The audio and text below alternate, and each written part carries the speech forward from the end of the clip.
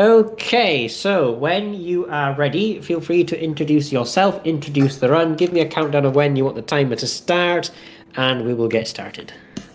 Beautiful. One and just a quick moment. No Cactus.txt.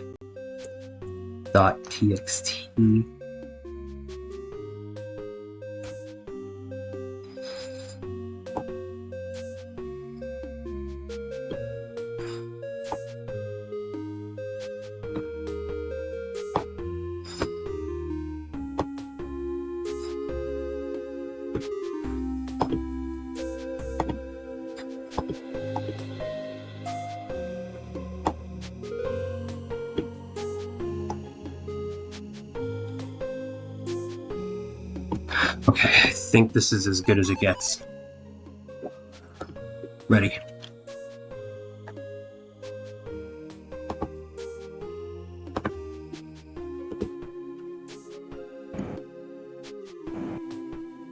Yeah, have you introduced yourself and all that stuff?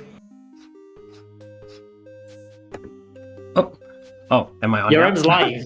Yeah, you're on okay. now. Yeah, introduce yourself, introduce the run, and give me a countdown when you want to start and all that stuff. No problem. Hello, friends and fellow gamers. This is Tempest here. So hi.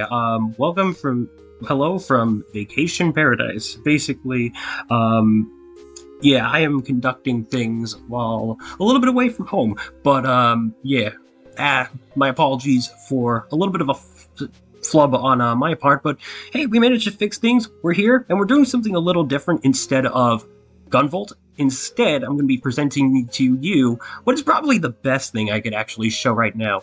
This game is Curse Crackers for Whom the Bell Toils, and it is a currently PC-exclusive platformer on Steam, which you can get yourself, and it is a fantastic time and a fantastic speed run, let me assure you that much.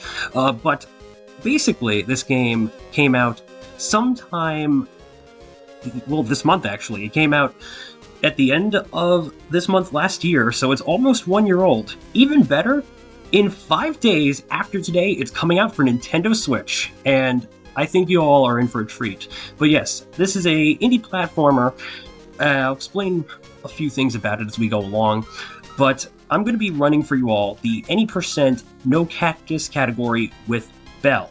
And in case you're wondering that involves, well, I am not allowed to use a cheat code room called the Cactus Room to go super duper fast.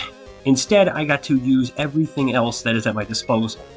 Just showing off a quick couple of options here, and time will begin once I select my character, which will, of course, be Belle, the amazing acrobat, and her little bell buddy Chime. But first, let me just go ahead and make sure that I have a color palette selected. Okay, it's default. That'll be perfect. Nothing more, nothing less. All right, Insta, we can start the timer in 5, 4, 3, 2, 1, go. All right, folks. So, allow me to give you the down low behind things, or the low down, rather. So, this game. It's super fun. It's super acrobatic, because Belle herself is a bit of an acrobat. And, well, that's great and all, because this game owes itself to the idea of speed. And all you really need to know is that Belle can flip, she can jump super high, and her bell buddy Chime is capable of walloping enemies and giving her extra mobility as well. You're going to see me collect a few coins, though, and there's a good reason for this coming a little bit later, but oops, that's our first death already. Yeah, this game is also a bit difficult, too. See, it's a very easy to get into game, but the devs color grade also threw in a little bit of a challenge in that you'll notice you have 3 pips of health, and you have to be mindful of that, because while you do not get any knockback frames for getting hurt, at the same time, you also will die after 3 hits, and there's no real way to recover your HP unless you get into a checkpoint. There is an item that allows you to recover your HP, yes, but that's not really going to come in handy whatsoever. Oops, missed that one. Right there, I was just trying to use Chime to perform a nice little extra jump to get through that jump through platform, but not today. So you're seeing me do a few little tricks involving the momentum that we got going on here. So Belle can do a normal slide, which is also capable of hurting enemies. But then, when I press the jump button while she's in the midst of a slide, she can do that little long jump, which is great for horizontal momentum. And while that does not hurt enemies and thus makes her vulnerable to damage, you're going to see me do that a lot, because again, it's very reliable for just going across places quite fast as possible. Now, I'm going to do a little chime throw right here, collect that third rose, and we already hit the goal. So, this game does not, despite having a retro appearance to it, this game actually does not restrict you by the screen all that much, which is fantastic. And the reason for that is you can do all sorts of wacky stuff by throwing Chime in all different sorts of directions without necessarily having to keep an eye on it. And so Chime can essentially hit the goal from a long distance. And the reason that's useful is, well, we just don't have to waste our time moving all the way over to make sure it gets hit. As long as you know where to throw him, you are pretty much good to go. Now, you're seeing me collect all these roses, right? Well, those are Ardell roses, and they are actually pretty mandatory for my progression. And I need to have 3 of them collected by the end of the 4th world. There are 5 worlds within this game. Now, you're going to see me do a little something neat. I'm going up here and activating what's called a skip cannon right there. What that just let me do is jump on over straight to the next world. Actually, no, I'm not going to exit that too soon. I actually didn't want to start that level just yet, because there was a little thing that I wanted to pick up right now, but I'll do it right after this level, so no big deal. Also, I want to give a quick shout out to Minbron in the chat. Min is actually one of the members of Colorgrave, the dev of this game, and is a very supportive fella, and also someone you can find on the speedrun leaderboard if you can believe it. Min is one of the folks that consulted the programming of this game and all that good jazz, so if something goes wrong, we can just blame Min. Min's pretty cool though, so thanks for showing up as always, good sir. And yeah, just a big shout out to Colorgrave, because they are a remote dev team that works together and tries to make these amazing, super charming titles and experiences for us all. And again, the fact that I mentioned that this game is coming to Nintendo Switch is probably one of the best things to probably happen to this, because I know that whilst this is a very accessible PC game, while this does not require a whole lot of monster specs in order to run it, at the same time, not everyone is capable of running on PC, and so having it come out for Nintendo Switch, which honestly is the best console to have this game come out for, in my opinion, it's like a dream come true. So thank you so much, Colorgrave. I'm looking forward to seeing how many folks will pick this up because of that. But with that stage done, we are now going to go into the city of Grevenfell and consult Eleanor, who has a bit of a shop here, and by spending at least 200 coins, I have now collected that arcane key, which I will then immediately use to go into Maggie's schoolhouse and do this. That is the Spark Bangle, and that is going to be our best friend for the rest of the run. Why? Well, watch and learn.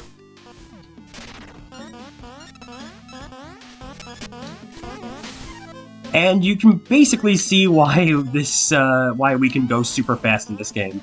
But to clarify, the Spark Bangle not only gives you a double jump, which after you double jump once, you then have to go back, you have to touch the ground in order to double jump again. But on top of that, it also lets you do a slide even in mid-air, as well as a long jump, and that is extremely useful. So, it's a really helpful item, and just something that I definitely want to put to the best of my ability. There is a caveat, though, for having access to this wonderful thing, and that is, in order to use it for any file within the game, you have to 100% all of the collectibles. In other words, you have to see 100% for the first time ever in any file on the file screen. And once that's done, you will now have access to the Spark Bangle for subsequent playthroughs, which is really good. Now, with that all in mind, there is a lot that you can collect with Curse Crackers, so getting to 100% collectives or collectibles is not necessarily the easiest thing to do within a short amount of time. As such, the speedrun community, which by the way, is hosted in the official Colorgrave server, and feel free to go ahead and join that if you wish to go ahead and check out what we're up to, or what other Colorgrave community members are up to, even the devs themselves. The link will be located in this game's leaderboard on SRC. But basically, we decided to separate the leaderboard categories between having the Spark Bangle and... Ooh, that was so close. Well, no matter. It's not like I'll need coins anymore, so I can totally get by that. I was going to say, though, we've separated the categories between using the Spark Bangle and not using the Spark Bangle. That's a little unfortunate. So, yeah, as you can tell, I'm trying to go ridiculously fast, but I can also be a bit reckless as a gamer, and that can probably cause quite a bit of time loss as a result of it. So I do apologize if we're going to be here for just a little bit, because we actually haven't talked about what makes any % cactus, or rather no cactus, so intriguing of a category. So you noticed after I used the skip cannons that, at least in the case of World 2, the Ruins, as compared to World 1, the Circus, I re-entered a previous level from the Ruins. And why did I do that? Well, the answer is whatever you collect in Curse Crackers, it will remain kept. So anything that you grab is yours to keep, is what I was trying to say there. I don't know why words are hard today. They just are for me.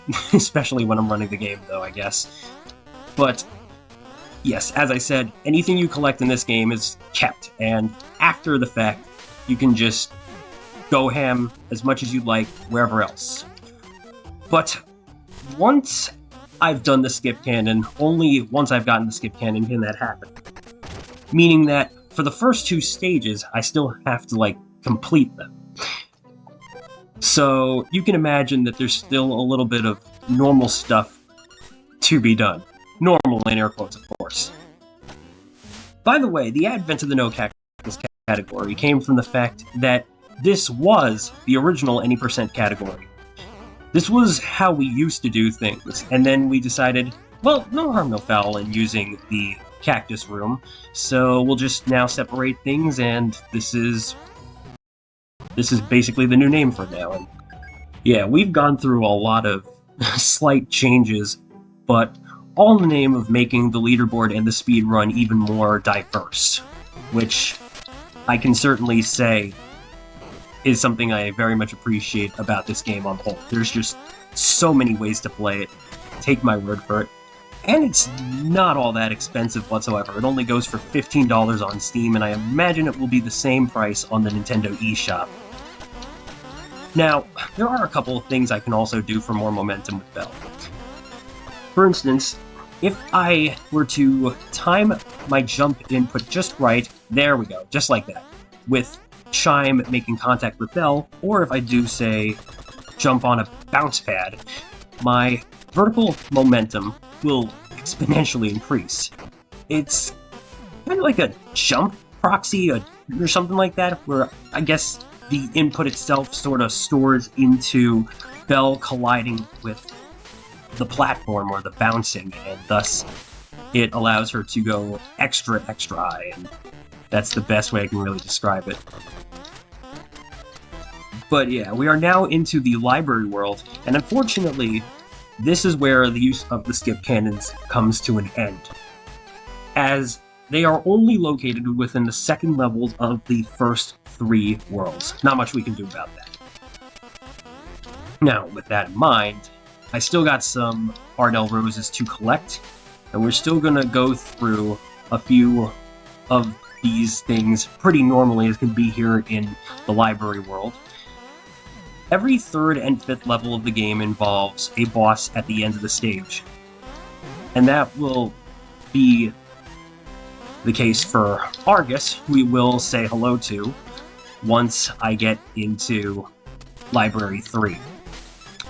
But there's also a fetch quest thing that will go on in Stage 4, where we will get introduced to a friend of Belle's named Claire, and she will ask us to collect an ingredient for her to then use to create some magical dishes that will allow Chime to do some crazy transformation stuff and allow us to progress through the rest of that level. Now, in any % Cactus, you're only going to see it here, and this would be the last world where it happens as well. Shout out to Claire, by the way, because Colorgrave is also working on a game just for her. And I'm looking forward to seeing what that fully involves. But also a shout out to Prodigal, the game that came before this one. And actually, the two share a setting in it, so the world of Prodigal is indeed the same world as Colorgrave for those interested. Prodigal is a bit more of a Zelda Link's Awakening inspired journey, so the gameplay is very much different, but still an experience I would definitely recommend. Now, if you have played Prodigal and you're itching for some future Colorgrave stuff, I know that there is a sequel where you can wish list it on Steam right now called Veritas.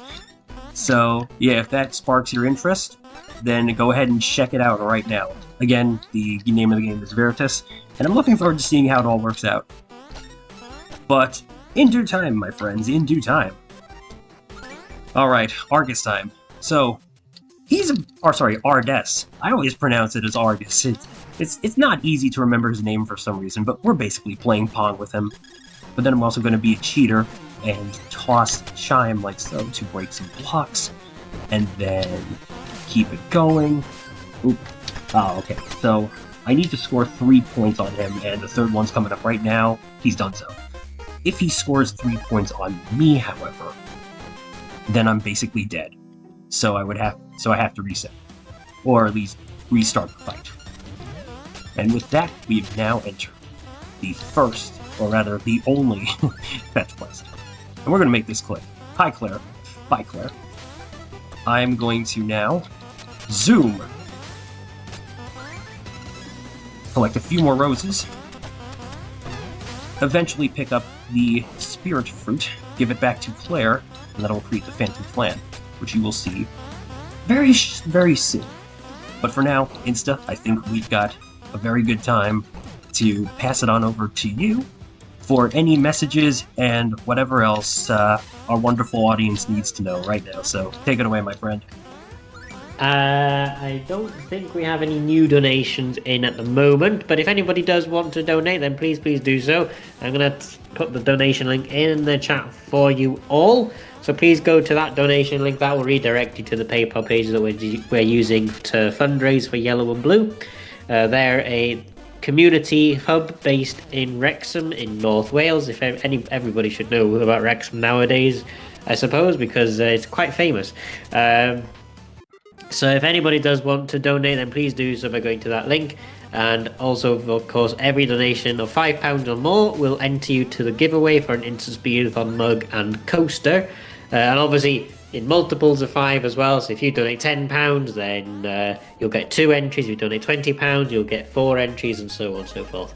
So be sure to get those donations in as well. The giveaway will be drawn after the last run, which is at approximately 12:45 or something like that. So please be sure to get those donations in, and then we will draw the giveaway at the end of the event as well. All right, hardest boss time. And it's over. Beatston has a bit of a weird exploit where for some reason knocking him into the corner will instantly destroy him. So we don't really worry about him. Alright, Bonnie time. Let's see if I can get the quick kill. 1. Okay, no. She's going to attack. That's 2, 3, 4. Got a bit of an audio delay on my end, so it's a little hard to get the right kind of cue here. This could be bad. 5. Chime does not want to come back to me. The problem with Chime bouncing everywhere, yeah, just like that. Chime bouncing everywhere means that I have to eventually call him back with the correct button. Because if I don't, then he's just going to do as he so pleases, and that's never fun. That's... Ah, man. Yeah, Bonnie, if Bonnie doesn't behave, this can very well happen to just about anybody. So, that's why we try to get her in that lock.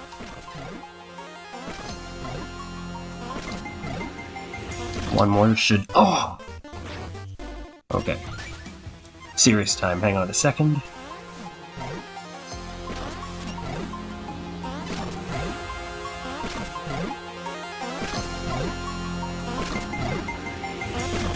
That's more like it.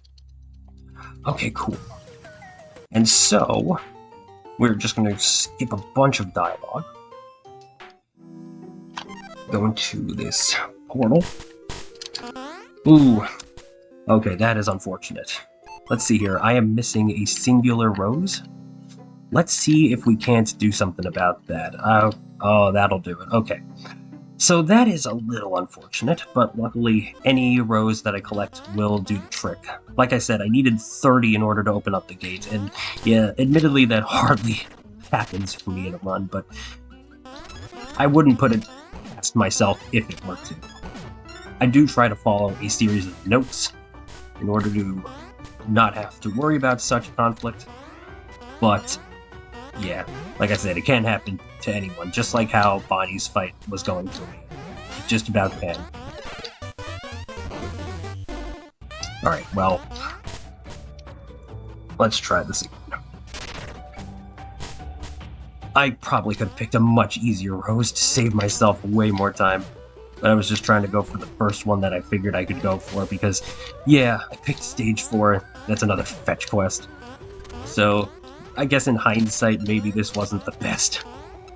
But, hey, nobody's perfect. We still will be able to finish this underestimate. Sad to say, I probably will not be getting a PB. But, hey, worst comes to worst, that's just about the worst that can really happen at this rate. I will say that much. Okay, we're at it. So now, I'm gonna head back to Vivian over there to open up the gate that will take us to the Astral Temple. And now we have some more stages to complete, starting with Astral 1. And for the first 2 levels of this world, we will have boss fights at the end, which I am already skipping a lot of platforming in order to just cheese my way over to get the key, unlock the door, and already take me to this bratty Cyclops child by the name Tedra. Tedra is going to die in 3 hits just like most other bosses. Oh wow, she took a while to start up. That was weird. Her general fight involves her trying to do attacks and then jump into these shuffling boxes. And she can decide how many spins she takes before she settles down. If I hit the wrong one, I will automatically take a point of damage. But then she will quickly reshuffle herself without hesitation. So, not the worst thing to happen if you do get it wrong. So far, looking pretty good. Let's see if I can get a single shuffle. Aside from that, you're seeing me utilize this. You're seeing me stand in these gray spike balls, and those are completely harmless to me, so yeah. Let's see what we got. That's not too bad. Okay, so she's done. We still have her Harpy compatriot Lear to take care of, however. So let's go ahead and manage that right away. Now, I figure this is the best time to showcase my favorite trick right there, which was a nice little clip that utilizes the properties of the nudge command within the game's programming. Normally, Belle is supposed to get instantly killed if she gets crushed in between something, but in the property of disappearing blocks like those, within that particular positioning, mind you, she's perfectly safe. And that's the general gist that I got as of an explanation from Minbar. Alright, here's Lear. She has the most health that a normal boss could possibly have, which is 20 hits. And she is easily a pain for runners and casual players alike. We're gonna hope she does not use a dash attack to make our life miserable. Whoa, my God, that was so weird. She does not go aggro like that ever. That's never happened before. You notice that she's launching all those arrows and crossing those stone spires, which can hurt me if I touch them, but luckily I avoided dying, so let's go. Alright. Not much left within the game. We only got 3 levels right after we talked to a giant woman called a Scale. Her name is Blind Gaze. Some conversations you can actually skip by pressing the start button. Not all bits of dialogue, mind you. Which is why I have the text scrolling speed in the options menu set to max. Just to, circumvent that, if you will. And that is basically all you need to know about text with this game. Oh, come on. Hoya. There we go. So as you're noticing, even with the Spark Bangle in my possession, Chime still has a bit of purpose within these stages. But you're probably wondering, what if the game took Chime away? Well, curious inquisitors, your question may or may not be answered. Right after these messages. No, I'm just kidding, there are no commercials to be had here. But imagine if there was. But in a speedrun? No way! Anyhow, let's see if I can just get past here. Ah, that's right. Oh, no, I did not want to do that. There we go. So now Tidra and Lear have effectively punted Chime away from us. And for the next stage, we have to complete it without him. He'll probably be fine, though. He seems pretty durable if our current gameplay has proven just about anything at this rate. And luckily I still have the Spark... Oh, that was an interesting little effect there. I still have the Spark Bangle on my side, so I can still double jump and tackle things. Now, in the no Spark Bangle category for Belle, it's at this point that we would still have the arcane key that we otherwise would use to get the Spark Bangle. Why is that? Well, the key... Ooh, unfortunate. The key allows you to unlock any Skull Key door once, and then the key goes kaput. And so by holding on to it for that long, we don't have to go down here to pick up the collectible Skull Key, which otherwise disappears if I die. There's another type of collectible key that some levels might contain, and that's a crystal key, where the first bit of damage you take will destroy the key and you have to get it again. So yeah, a little bit challenging, don't you think?